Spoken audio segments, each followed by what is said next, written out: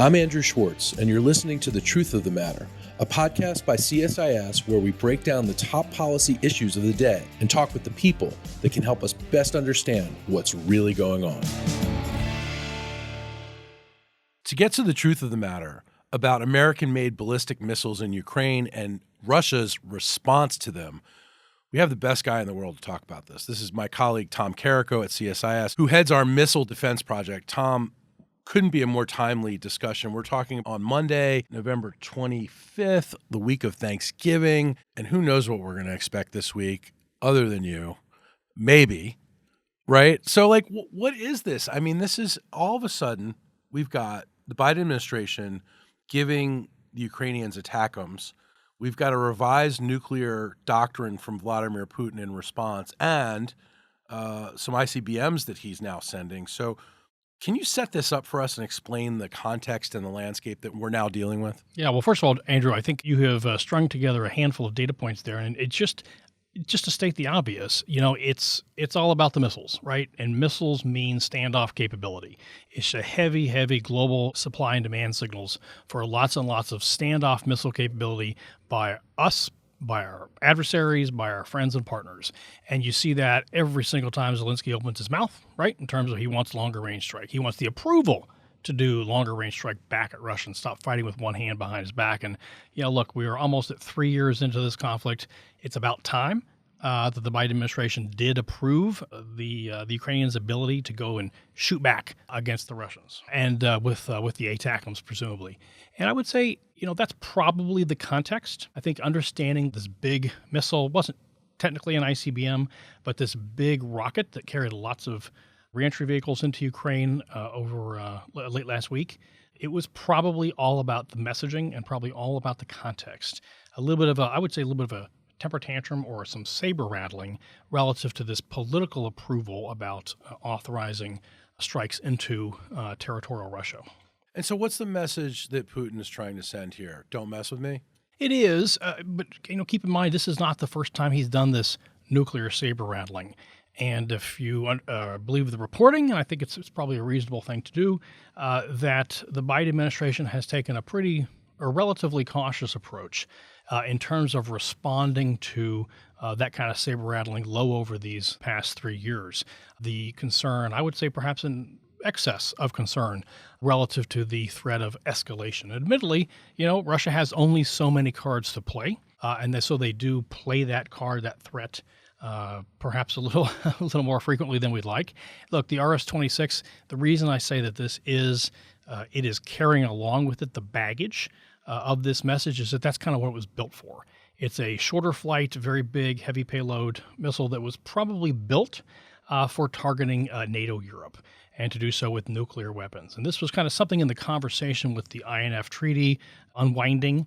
And it is, think the Pershings of the 1980s when we had fast flyers to get into Moscow, and they had their fast flyers to get into Germany. And so it's kind of in that vein generally. To use that thing against Ukraine, they didn't need that. They got plenty of Iskanders. They got plenty of cruise missiles.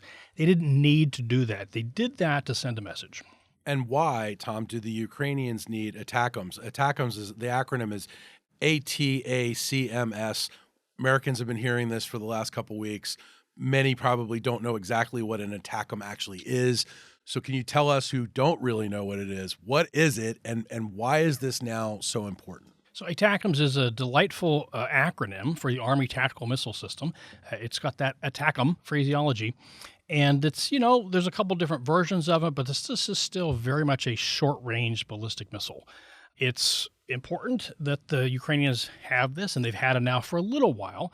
The United States was cautious about transferring these to the Ukrainians this last year because, frankly, we didn't have a whole lot in production. We didn't have excess lying around. And I was very upfront about the fact that we did not have excess ATACMS lying around. You would have to have wrestled some combatant commanders to the ground globally to get them away from them. This goes back to the CSIS report, empty bins, that underscored how few of these we actually have. The good news is that now we have the replacement for the ATACMS coming onto line. It's called the PrSM, the Precision Strike Missile. And so now that that's kind of coming online, we can afford and to give more of these to the Ukrainians to let them shoot back. But again, in the scheme of things, these are still relatively short range. There's some cruise missiles, so I think some European-made cruise missiles that I hope, in the wake of the Biden administration's, again, much belated approval to strike back, hopefully some of our French and German friends will muster the courage of their convictions to allow their missiles to shoot back as well. So what are the Ukrainians using these for? And, now that they've been given, do they expect to keep getting them? And how quickly can we give them? And, how effective are they? So there's a couple of, there's been a number of stars of the Ukraine conflict in the early days. It was the Javelin anti-tank. It was the Stinger surface-to-air short-range missile. But of course, the need for long-range fires translated to, especially Army missiles. First, the GIMLRS, the guided MLRS, guided multiple launch rocket system, and then the ATACMS. It goes in the same launcher, the HIMARS launcher. And so this is short and then kind of less short fires. They have them. They've been using them. We've also given them what's called the ground launch small diameter bomb, or GLSDB, and that gives some benefit as well. They need large quantities, though.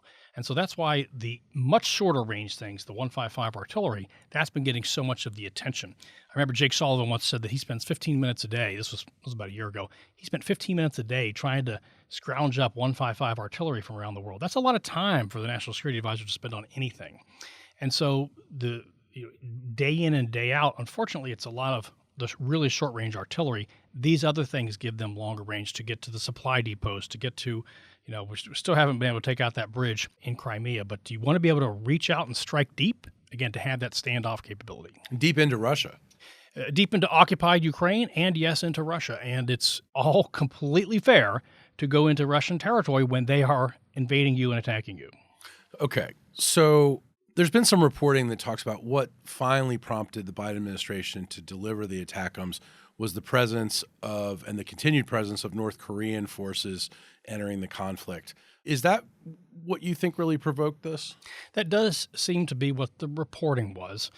It is a bit of a head scratcher as to why the specter of defeat at the hands of North Koreans is such a worse outcome than the specter of defeat at the hands of ordinary Russian conscripts. I think it's probably the fact that, as Winston Churchill said of democracies, generally they always do the right thing, but only after they've tried everything else. Yeah. And in this case, the Biden administration really tried everything else. Right. Didn't want to escalate too much, but wanted the Ukrainians to be able to defend themselves. They have. The war grinds on. More and more Ukrainians are on the casualty list, if not the death list. Russia's losing an enormous amount of soldiers, but they're replacing them, as we just discussed, with North Korean soldiers and others. This conflict really, really just grinds on, doesn't it? But, that's not how the United States of America fights a war. That's not how we would fight a war. We would fight a war, we would look for it to be sharp and to be decisive. And overwhelming. And not fair. And, the fact that you have attrition. If there's one thing you scratch an Army officer long enough, they will say, we don't fight wars of attrition. We fight wars of maneuver, and we fight wars of long-range fires. That's the new Army warfighting concept that's coming out. You go in there to win. You have to have a winning strategy overall, as opposed to a bleeding them dry strategy.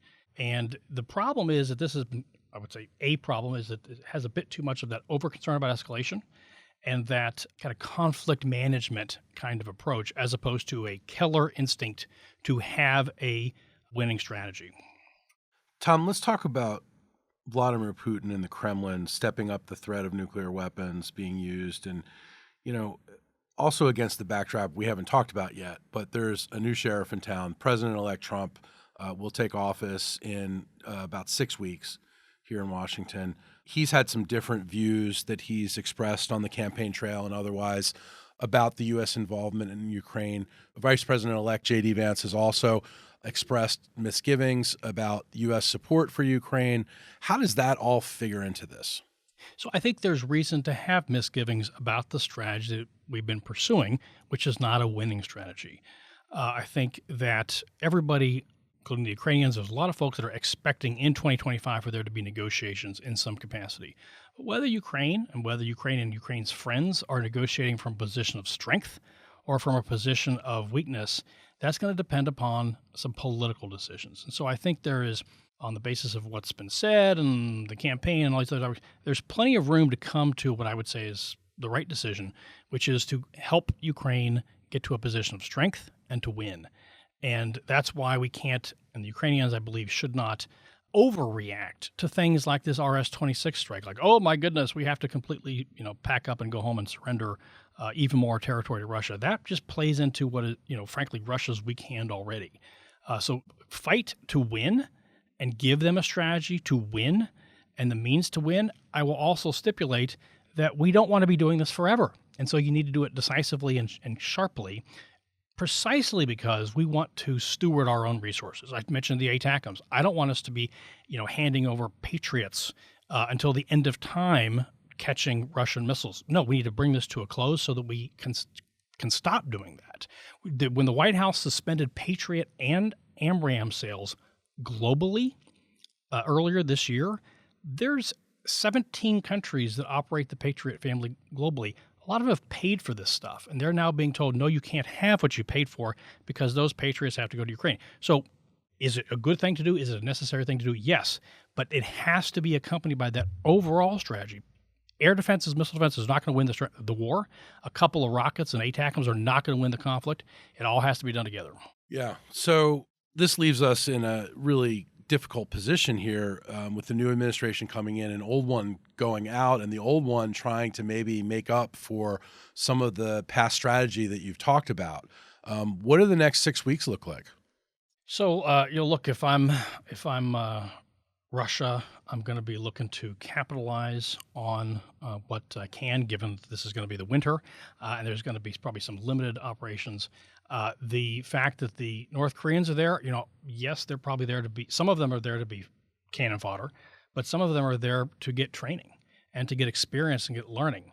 And so presumably the officers from North Korea are going to take that home. And maybe there's other observers from other third countries that might be sticking around and kind of observing what's going on. And so, if you stipulate at least the proposition that Ukraine is a testing ground for battles to come, right, whether including in the Indo-Pacific, then you got to connect the dots. And so I push back against those who say, oh, we got to just let Ukraine burn because we got to steward our 155 for Indo-Pacific. No, they are connected. And if you're interested in munitions production for the Indo-Pacific, you should be thanking the galvanization of the industrial base that has come out of the Ukraine conflict. I do not believe for one nanosecond that we would have anything like the increased production to the extent that we have it, and we need more, if not for the Ukraine conflict. Tom, I just want to ask you really directly. President-elect Trump says he plans to put a quick stop to the war in Ukraine. Is that actually possible? Look, I think it's conceivable that there could be some kind of hasty, deliberate, some other version of a suspension of arms. Whether it would be advisable under all circumstances is doubtful. There are different kinds of peace. There is the peace of the victor, but there is also the peace of the prisoner and of the grave. And those are our peace as well. And so if you just want to let Ukraine burn, yes, you can do that. But I do believe that it is, and I would say consistent with the 2018 National Defense Strategy of the United States, that we are in a world of great power competition, and that includes Russia. And so the strength and the benefit of the United States, the national security interest of the United States, includes degrading the heck out of the Russian military and the intelligence bonanza and all these other things that are unfortunately too easy kind of put aside and forgotten about.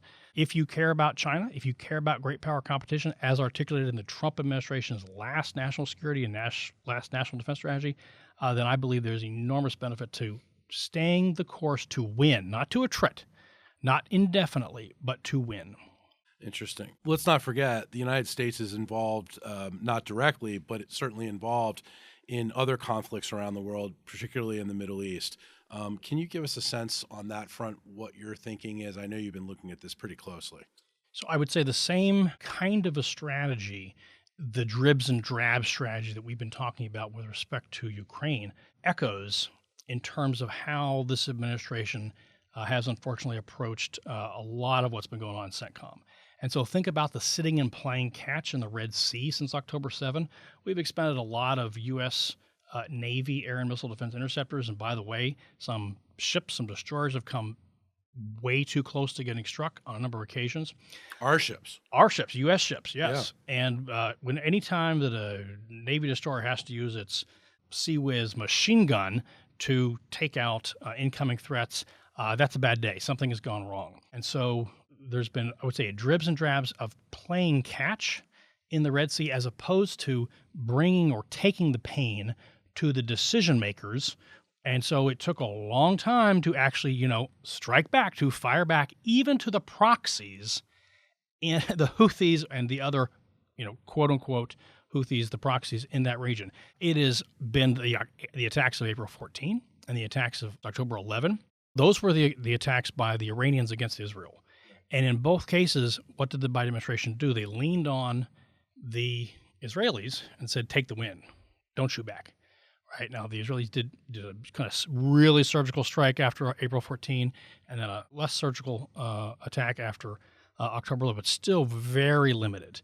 And I would say you can have an excess of limitation. You can have an overabundance of modesty on these fronts, because unless and until the pain is brought between the ears of the decision makers, not the proxies, but the decision makers, and that means the Iranians. And I'm not, it's not just about bombing around. That's not what I'm talking about. Getting the message to where the deterrence calculus is made, and that is in the gray matter between their ears. That's what matters. And so look at how the Israelis escalated to win in terms of totally taking out the Hezbollah leadership. Stroke of genius. They took the pain, not to sitting and playing catch with rockets from Hezbollah.